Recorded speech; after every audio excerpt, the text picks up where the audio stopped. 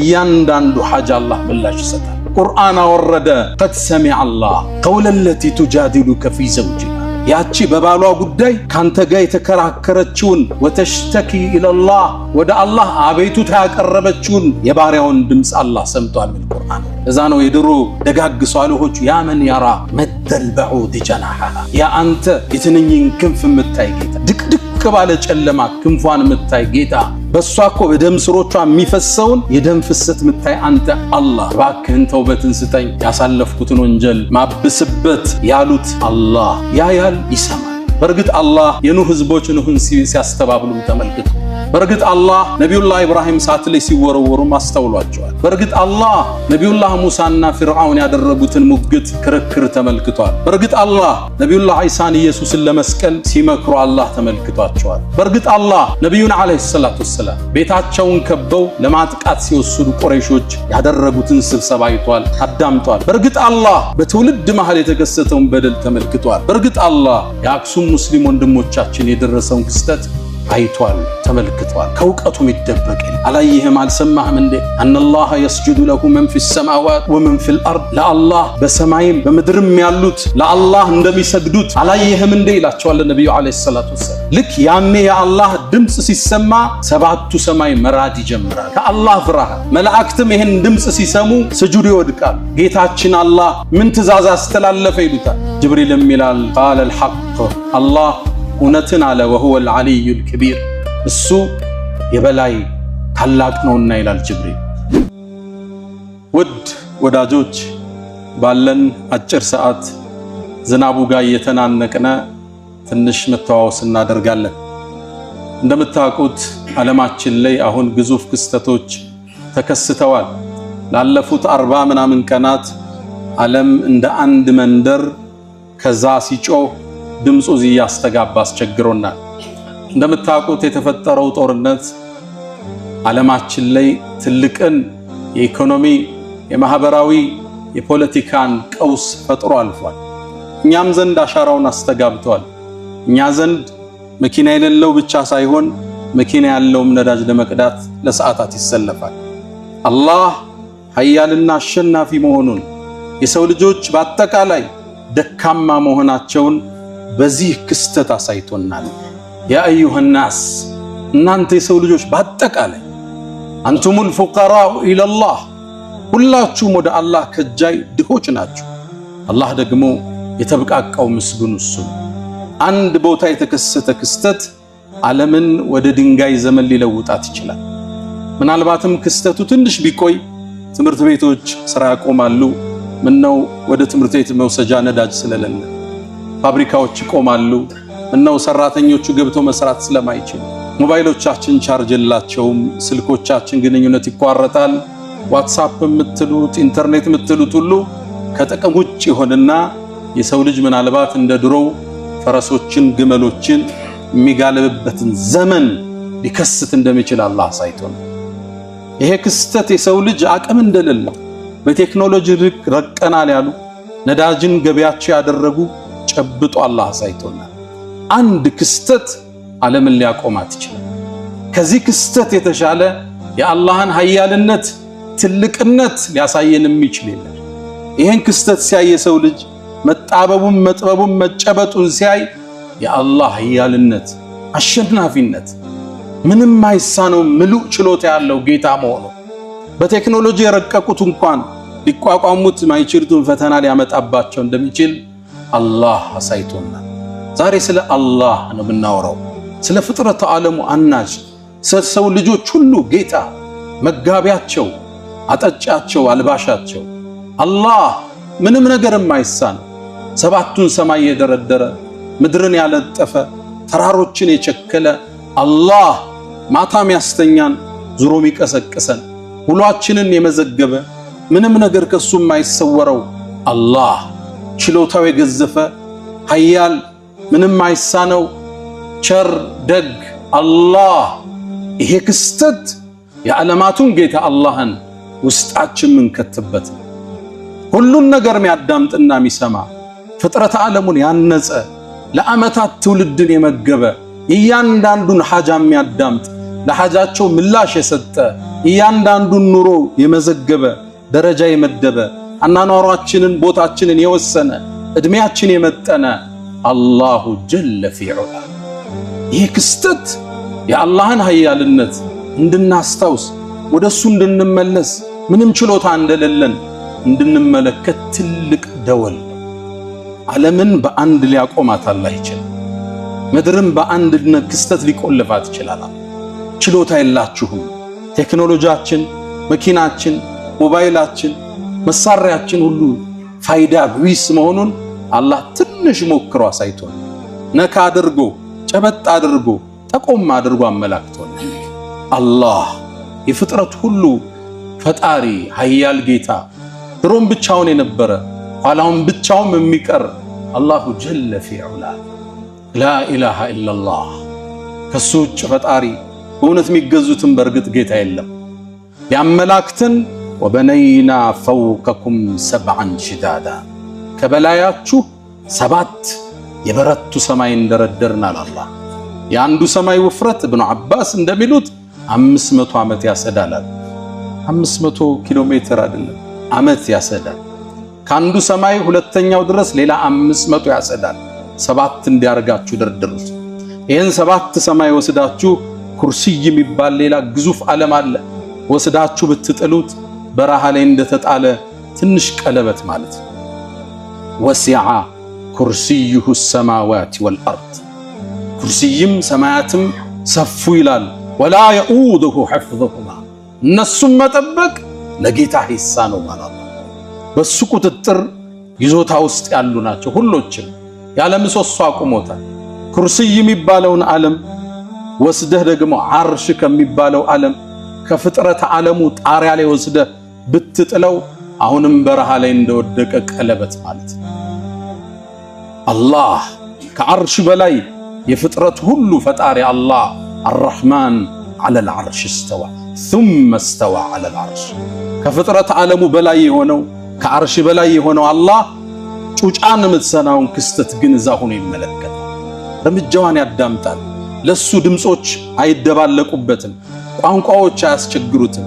የአንዱን ድምጽ ለመስማት አንዱ እስኪያቆም አይጠብቅም። አላህ ሁሉን ይሰማል፣ ሁሉን ያዳምጣል። አላህ እኛ ጋር ወደ አንድ ሰው ሲደውል መስመሩ ከተያዘ ለጊዜው ተይዟል ይላል። አላህ ዘንድ መስመር አይያዝ።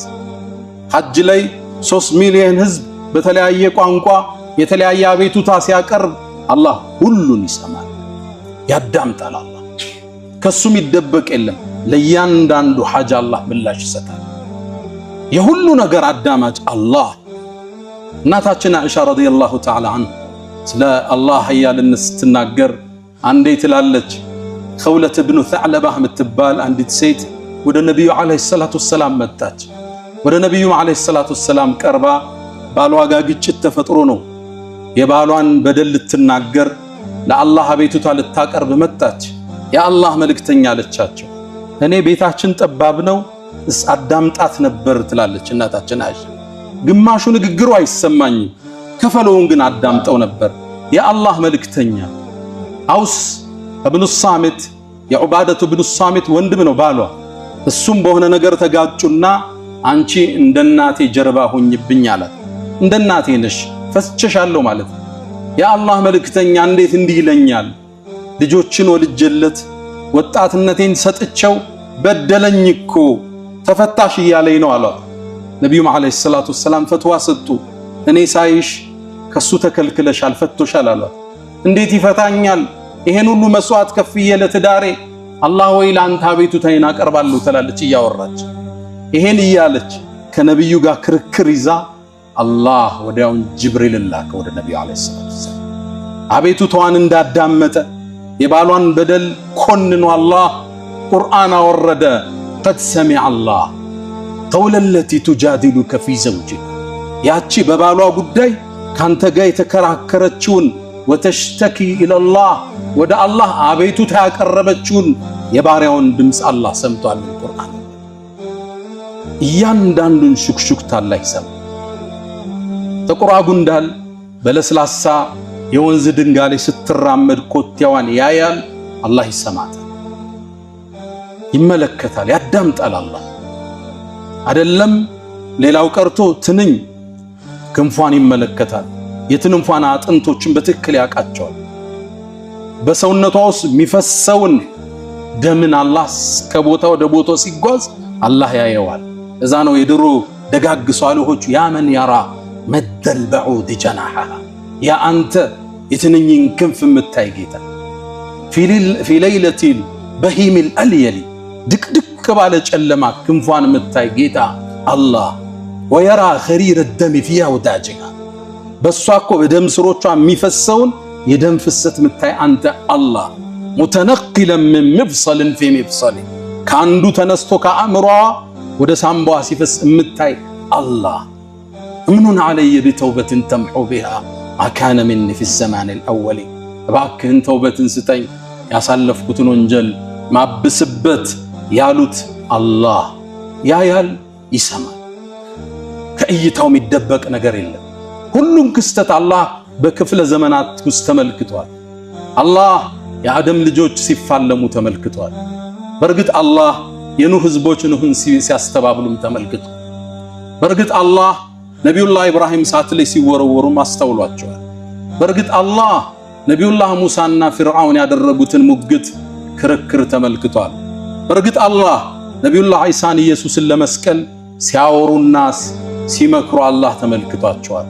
በርግጥ አላህ ነቢዩን ዓለይሂ ሰላቱ ወሰላም ቤታቸውን ከበው ለማጥቃት ሲወስዱ ቁረይሾች ያደረጉትን ስብሰባ አይቷል፣ አዳምጧል። በርግጥ አላህ በትውልድ መሃል የተከሰተውን በደል ተመልክቷል። በርግጥ አላህ የአክሱም ሙስሊም ወንድሞቻችን የደረሰውን ክስተት አይቷል፣ ተመልክቷል። ከእውቀቱ የሚደበቅ የለም። ሁሉን አዋቂ አሸናፊ ጌታ እሱ አላህ ውስጣችን ሊገባ ይገባል። ተውሂዱ አላህ አሸናፊ እሱ ብቻ ፍጥረቱን ያነጸ ሰማይን የዘረጋ ያለ ምሰሶ ያቆመ ማይተኛ ማያንጎላጀው ላ ተእኹዙሁ ሲነቱን ወላ ነው አላሁ ጀለ ፊዑላ እሱ ነው አላህ። አለም ተራ ይላል አላህ ለነቢዩ አላየህም አልሰማህም እንዴ አነላህ የስጁዱ ለሁ መን ፊ ሰማዋት ወመን ፊል አርድ ለአላህ በሰማይም በምድርም ያሉት ለአላህ እንደሚሰግዱት አላየህም እንዴ ይላቸዋል ነቢዩ ዓለይሂ ሰላቱ ወሰላም። በሰማይ ያሉ ለአላህ ይሰግዳሉ። አዎን عن النواس بن سمعان كما عند الترمذي يقول النبي صلى الله عليه وسلم من إلى النواس ሲናገር ነቢዩ አንድ ቃል አሉ إني أرى ما لا تروا وأسمع ما لا تسمعون እናንተ ማትሰሙትን እኮ ነው ይሰማሉ፣ ማታዩትን እኮ ነው ያለው። عطت السماء ሰማይ እኮ ሲጢጥ የሚል ድምፅ አወጣቸው። አንድ ነገር በከባዱ ስጭነው ድምፅ ያወጣል። እንደዛ እኮ ድምፅ አወጣቸው። ምን ገጥሟት ይሆን ያ ግዙፍ ጠንካራው ሰማይ ሰብዓን ሺዳዳ የተባለ ምን ገጠመው? አንዲት ስንዝር አራት ጣት የሚያስቀምጥ ቦታ የለም። መላእክቱ እየሰገደ ወይም ቆሞ አላህን እያወደሰ ቢሆን እንጂ አለም ተራ አነላህ የስጁዱ ለሁ መን ፊ ሰማዋት ሰማይ ላይ ሁሉ ያለ ለአላህ ሰጋጅ ነው። ቁጥሩን አላህ ብቻ የሚያውቃቸው መላእክት ለአላህ ሰጋጆች ናቸው፣ ለአላህ ፈሪዎች ናቸው፣ አላህን አወዳሾች ናቸው። በሌላ ዘገባ ላይ ሰሒህ በሆነ ሐዲስ ላይ አላህ ይላሉ ነቢዩ ዓለይሂ ሰላቱ ወሰላም አንድን ትእዛዝ ማስተላለፍ ሲፈልጋል ተከለመ ቢልወሕይ በወሕይ ይናገራል። ልክ ያኔ የአላህ ድምፅ ሲሰማ ሰባቱ ሰማይ መራድ ይጀምራል ከአላህ ፍርሃት። መላእክትም ይህን ድምፅ ሲሰሙ ስጁድ ይወድቃሉ። ከነሱ መሃል ራሱን ቀና የሚያደርገው ጅብሪል ነው አሉ ነቢዩ ዓለይሂ ሰላቱ ወሰላም የአላህን ትእዛዝ ወደ ምድር ሊያደርስ። ከዛም ጅብሪል ከአላህ መልእክቱን ይቀበልና ሰማያትን እየቆረጠ ሲወርድ መላእክት ይጠይቁታል ማዛ ቃለ ረቡና ያ ጅብሪል ጌታችን አላህ ምን ትእዛዝ አስተላለፈ ይሉታል። ጅብሪልም ይላል ቃለ አልሐቅ አላህ እውነትን አለ ወሁወ አልዓሊዩ አልከቢር እሱ የበላይ ታላቅ ነውና ይላል ጅብሪል። ሰማያት የሚኖሩ ፍጡራን ለአላህ የተለየ ክብር ያላቸው ከፈጠራቸው ጀምሮ ስጁድ ላይ የወደቁ መላእክቶች አሉ። ራሳቸውን ቀና የሚያደርጉት የውመል ቂያማ ያኔ ታዲያ አላህ ወይ የሚገባውን ያህል መች ተገዛን ይሉታል። አላህ የሰው ልጅ የአላህን ደረጃ ረሳና የአላህ ትእዛዝ ከበደው፣ ሂጃብ ከበዳት፣ ዘካ ማውጣት ከበደው፣ ሱብሒ ሰላት መስገድ ከበደው፣ ጥንቃቄ ጎደለው፣ ደረጃውን አላወቀም። ያወቁት ፈርተው ተገዙት። ባወቅከው ልክ ትእዛዙ ይቀልሃል፣ በተረዳኸው ልክ መመሪያው ይገራልሃል። አላህ አሸናፊ ከፍጥረት ዓለሙ አንዱ ግዙፉ ፍጥረት ጅብሪል ነው። ጅብሪል 600 ክንፎች አሉት። የሚያምር ነው። ذو مرة ነው የሚለው አላህ። ذو جمال ውብ ነው ጅብሪል። ኃያል ነው፣ ጠንካራ ነው። ሙጣዕ መላእክት ሁሉ የሚታዘዙት ነው። አሚን የአላህ ታማኝ ባሪያ ነው። ጅብሪልን ዓለይሂ ሰላቱ ወሰላም ነቢዩን ይዟቸው ሲድረተል ሙንተሃ ላይ 7ቱን ሰማይ አልፎ ሲደርስ ጅብሪልን ድንገት ተመለከትኩት ይላሉ ነቢዩ ዓለይሂ ሰላቱ ወሰላም። ከልሒብሲል ባሊ ነው የሚሉት። ጅብሪል ወደ አርሹ ጌታ ሲቀርብ ልክ ምድር ላይ እንደወደቀ ምንጣፍ አሊያም ግመል ላይ እንደሚቀመጥ ኮርቻው ላይ ምንጣፍ የበሰበሰ ያረጀ ምንጣፍ መሰለ።